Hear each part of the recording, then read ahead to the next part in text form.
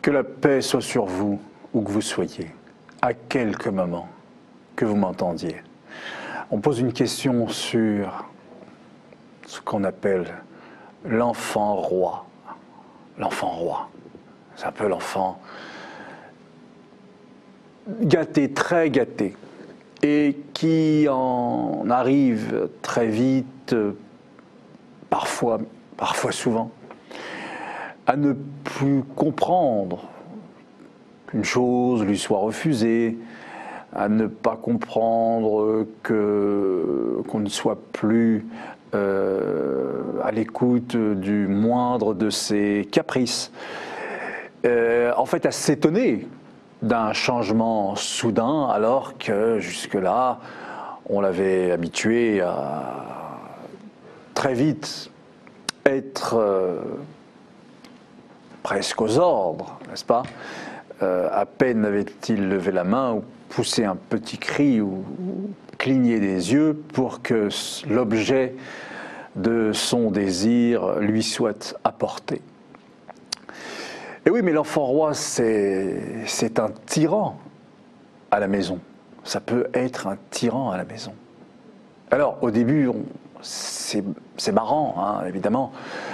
Quand on a des enfants, on est très heureux et on veut lui montrer qu'on l'aime, lui montrer qu'on le respecte, lui montrer qu'on est heureux qu'il soit là. Alors, on donne et on se donne à fond. Et puis, quand cet enfant ne reçoit que cela comme éducation, parce que c'est une éducation, eh bien il s'y habitue et pour lui cela devient normal de tout recevoir aussi facilement, sans le moindre effort. L'enfant roi, c'est celui qui obtient tout ce qu'il veut.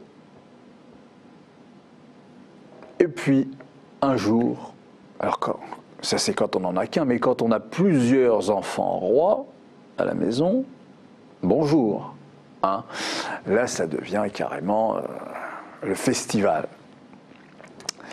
Et les parents, la maman, le papa, peuvent très vite se trouver dépassés par tant d'énergie qu'ils peuvent déployer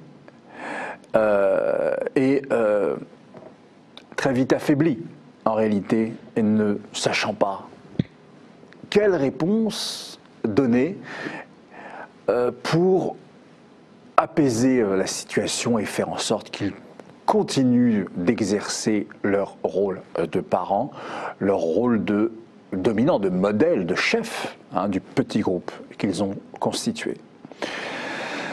Alors, vous savez, je pense que la solution, tout le monde la connaît, mais elle est devenue difficile aujourd'hui à mettre en pratique.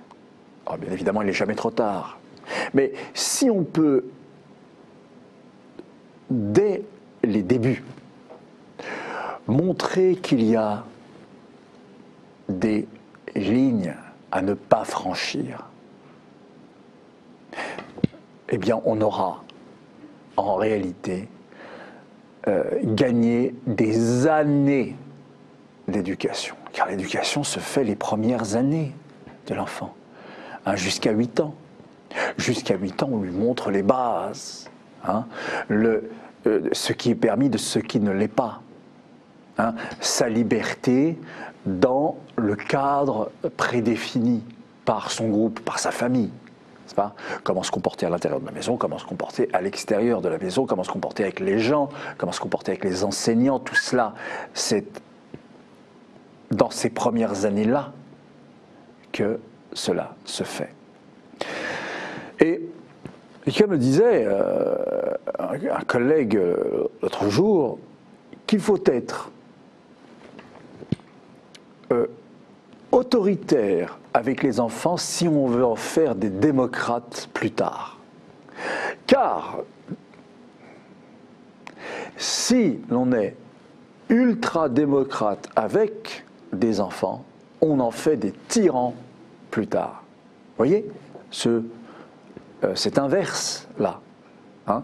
Être autoritaire, de l'autorité bienveillante, attention, hein, il ne s'agit surtout pas de montrer, rien n'est pire que de montrer de l'injustice à un enfant. Une autorité bienveillante est bien reçue, soyez-en convaincus. Les enfants savent lire la bienveillance. Ouais. Donc, de l'autorité bienveillante au début, c'est faire de nos enfants des démocrates plus tard, des gens tolérants, des gens à l'écoute.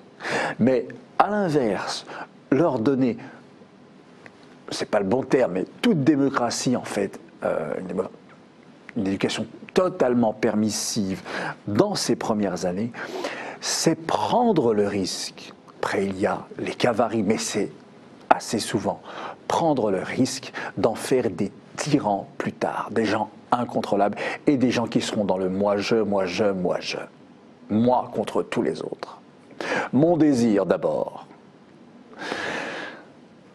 Voyez-vous, une étude danoise, je lisais, nous révèle qu'aujourd'hui, quelque chose de nouveau qui apparaît, c'est que plus de 50% des jeunes, aujourd'hui, veulent devenir des stars. C'est tout à fait nouveau. Oui. Plus de 50% des jeunes veulent devenir des stars. C'est l'enfant roi qui continue. On n'avait pas ça avant. Qu'est-ce qui a changé?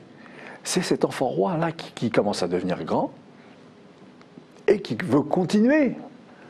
Hein, qu'est-ce que c'est qu'une star? C'est après, quand il y a star, il y a caprice de star. Ok? C'est on m'apporte exactement ce que je veux et puis je dis j'en veux plus. Et puis donc on le ramène d'où ça vient et dit je le veux à nouveau. Et puis c'est comme ça, il faut m'écouter, c'est mes humeurs. Vous devez prendre en considération mes humeurs. Ouais, sur la base d'aucune logique, il n'y a pas de cohérence, c'est pas très construit tout ça, c'est pas très structuré, évidemment. Et le problème c'est que quand on a une société, imaginez une société où il y aurait 50% de stars. C'est invivable, c'est pas possible. Plus personne qui bosse, plus personne qui se lève le matin. Vous voyez ? Donc, attention, ça ne concerne pas, tout ça pour dire quoi?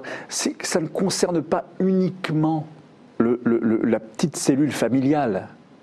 Parce que quand ça devient une règle, n'est-ce pas? Qui s'est généralisée, hein, pour que ça devienne une règle, bien là, c'est toute la société qui en pâtit. Vous voyez, des gens qui défendent de belles idées et qui vous disent mais quel monde allons-nous laisser pour nos enfants? Quel monde allons-nous laisser pour nos enfants? Hein, souvent on entend cette expression, cette belle expression. Mais la vraie question, elle est inverse. Elle est inverse en réalité. C'est plutôt de se demander, mais quel type d'enfants allons-nous laisser à ce monde? Vous voyez? Quels enfants allons-nous laisser au monde? Car ce seront ces enfants-là qui seront, après nous, les acteurs de ce monde, qui en seront les gérants, n'est-ce pas? Qui vont l'organiser.